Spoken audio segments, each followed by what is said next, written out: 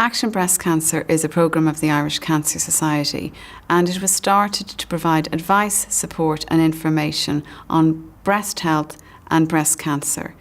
The Action Breast Cancer helpline 1800 30 90 40 is staffed by specialist nurses who can provide that advice, support and information at any stage of the cancer journey, or if you just found a change and you need to talk to somebody to find out what the next step for you is. I had just enrolled in UCD to do a Master's in Education, and I think the first week, that was about as far as I got with it. So that upscuttled everything at the time. When I was diagnosed, I was 28. I was 10 months married, so everything was great at the time, I suppose. Life was good.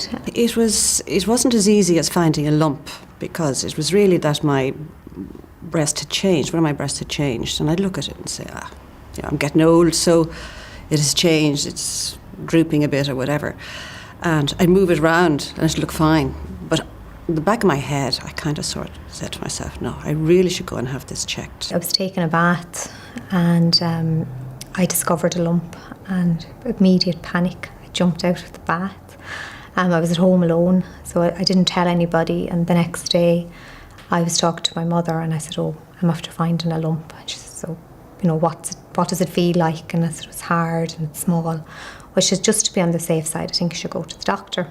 And when I had the mammogram, the nurse said to me, now, just for your peace of mind, call into the doctor on the way home. And I thought, if she said that to me, sure, everything's fine. So I went back to work, not calling into the doctor on the way home, and then to have a whole brouhaha looking for me to tell me that I had breast cancer, So that was the circumstances of my finding out. It showed up something, but they weren't sure. So I had to have, that was on a Thursday. So I went back. This all happened like Tuesday to the consultant, Wednesday the fine needle test. And then Thursday I had a mammogram, an ultrasound and a biopsy. And they were able to give me the results within an hour, and they confirmed within an hour that it was breast cancer. When we're talking about breast awareness and what that means, we want all women to be breast aware. And what breast awareness is that women become familiar with the look and the feel of their breasts and how they change throughout their lifetime and what is normal for them. So women say, well, what change should I look for? It's any change at all that is not normal for you. And that can be a change in the size or shape of the breast, a change maybe in the nipple area of the breast. If the nipple became inverted, that's not normal for you. It needs to be reported. If a woman finds a change in her breast, it can be very alarming. But the most important thing is that a woman shouldn't panic and put it off and not tell anybody about it.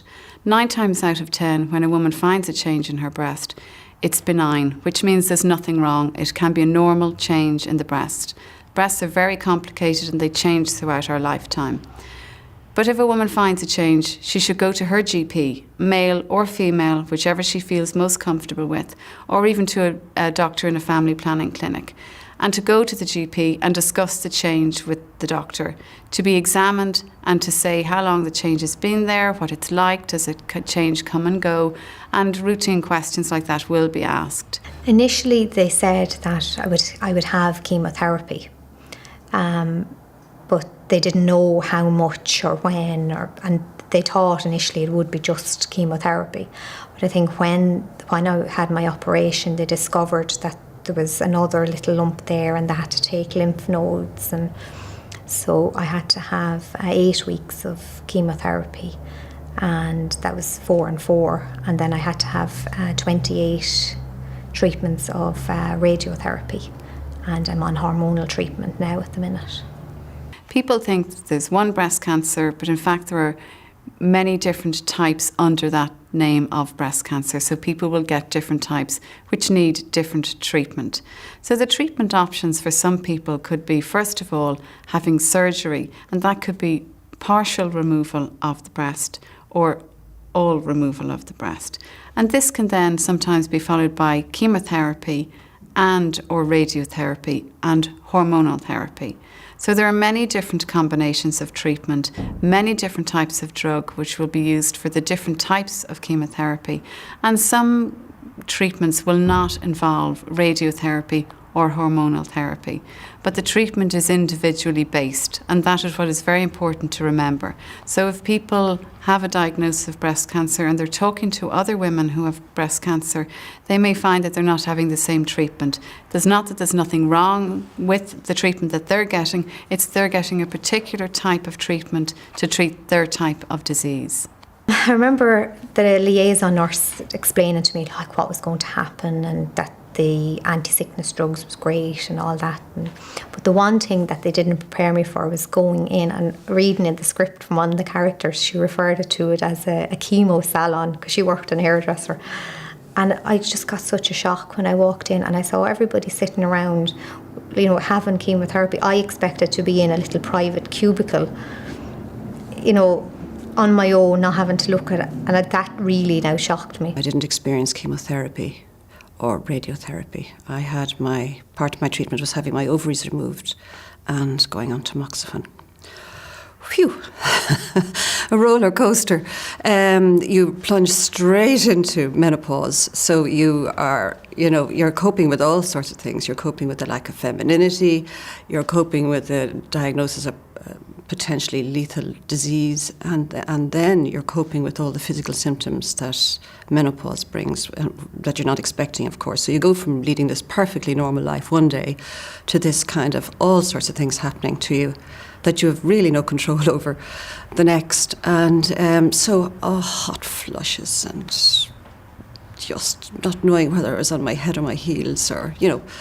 But then I kind of got myself in hand and said, well, if that's all I have to cope with, I'll cope with the menopause. Dealing with children is always, it's a very, very difficult thing because you're torn with wanting to protect them, and yet they really do deserve to know the truth. I felt that she kind of avoided really telling them, and again, I suppose that it is, people worry and they worry about the age of children, but really I think children have to hear the word cancer. They really do. Because they're going to hear it from somebody else and they're going to have twice as many worries. And in my working life, I was a guidance counsellor, so dealt with students who would have had parents diagnosed with cancer. And I mean, the pain of the kids when they weren't told, you know, that was very difficult for them. So I think children should be told. I remember I couldn't do like iron and simple things. I couldn't sweep the floor because my arm, after having the lymph nodes, and they were warning me about lymphedema, this is swelling in the arm.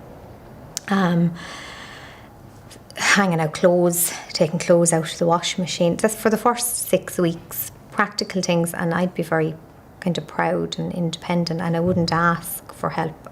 And if somebody had offered, probably would have. I know my family, my sister and my mother would have been very good, and my mother lives next door and she probably would have saw firsthand.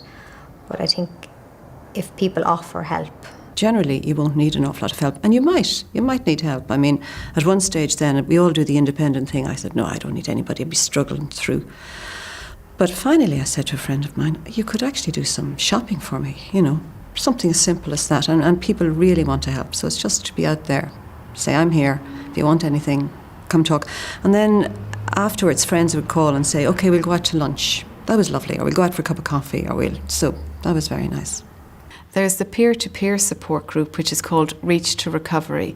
And these are women who've been diagnosed with breast cancer 3 to 5 years after their diagnosis and are trained by the Irish Cancer Society to provide peer-to-peer support. So that is support to the patient from a patient. This can happen over the phone, and it's a very, very important piece for a patient so that they can talk to somebody who's been through a diagnosis and actually knows what they're talking about and can relate and sympathise and empathise with that person. I am very involved at Reach Recovery, obviously, because I think that peer support is extremely beneficial to one's recovery and healing in every sense. And my own experience was that, the hospital I was in, and it was 14 years ago, they really tiptoed around me, and I had cancer, I had breast cancer, I was relatively young, and they really didn't know what to do with me, and nobody mentioned cancer, nobody mentioned breast, nobody mentioned mastectomy, and I was kind of lying there trying to recover after this operation, and finally one very nice nurse quietly said to me, would you like to speak to somebody who's have the same experience yourself? And I said, oh God, yes, please. I remember a Reach to Recovery nurse came to see me in the hospital, and I didn't kind of at the time, it's like, I'm not ready for this, like, you know, and she said to me, no, take your time, there's the card. But I never actually rang, but I do regret it now. We have a suite of literature, booklets that have a lot of information about treatments and diagnosis and what your type of cancer means for you. Also, there is financial assistance through the Irish Cancer Society, and this can be applied for through the helpline, and resources such as updates and study days and support workshops are also available, and this was ongoing throughout the whole year. The service is free and confidential and accessible to everybody. I think that the peer support is essential, really, to full recovery, to know that there are people out there, and it gives great hope, I think. Certainly it did for me, and that's why I'm involved with Reach Recovery. Hopefully someday start a family. I'd like to run the mini marathon and do a bit of travelling.